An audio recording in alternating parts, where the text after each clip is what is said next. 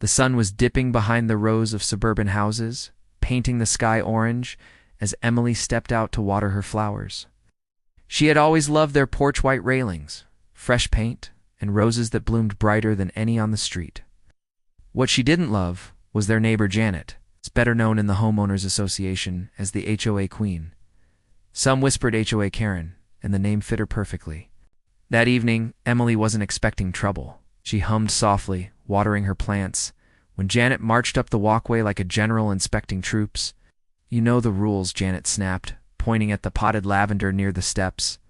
"No unapproved plants, and that wind chime, AOA violations, both of them." Emily sighed. "Janet, it's just flowers and a chime. Nobody else cares." But Janet's eyes flared. She shoved Emily's watering can aside and barked, "Rules are rules. If you can't respect them, maybe you shouldn't live here."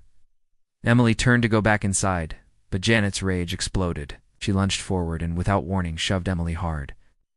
Emily's foot caught on the edge of the step. She tumbled down the porch stairs, hitting the ground with a cry. The sound drew neighbors from their windows, some gasping, some recording on their phones. Janet froze, realizing what she had just done.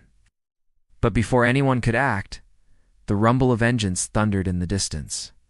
3 minutes later, the quiet suburban street shook as 5 massive military convoys rolled in armored vehicles lined with soldiers in full gear. The neighbors scattered, unsure if they were dreaming. The lead vehicle screeched to a halt in front of Emily's house. A man in decorated uniform leapt out, his face grim and eyes locked on Emily. "Emily," he barked, rushing to her side. He knelt, his hands gentle as he checked her for injuries. Then, standing tall, he turned to the stunned crowd. "Who touched my wife?" The whispers spread like wildfire. "Her husband is Colonel James Carter, the commander of the 82nd Division." Janet's mouth fell open. She stammered, I didn't mean she fell." But the colonel wasn't listening. He snapped his fingers, and 2 soldiers stepped forward. They stood like statues, their presence alone enough to silence every bystander. James's voice cut through the air, calm but lethal. "In this neighborhood you may play HOA president, but out here you just assaulted a military officer's spouse. That's a federal offense." Janet trembled, her bravado gone. The soldiers didn't touch her. They didn't need to. The colonel's authority filled every inch of the street. Turning back to Emily, James softened. "Are you hurt badly?" Emily winced but smiled faintly. "Nothing a hospital can't fix. You always said you'd come running if I needed you." "I'll always come," he said, his eyes never leaving hers. Then louder, for everyone to hear. "My wife deserves respect. So does every family here. No one should live in fear of their neighbor." The soldiers helped Emily carefully into a waiting vehicle, treating her as if she were royalty. Neighbors whispered in awe. Few even clapped, their loyalty shifting in an instant.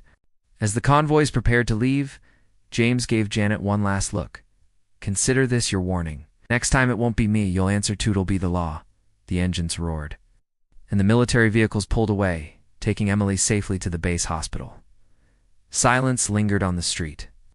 Janet, pale and shaking, stumbled back to her porch, suddenly aware that her reign as HOA Queen was over.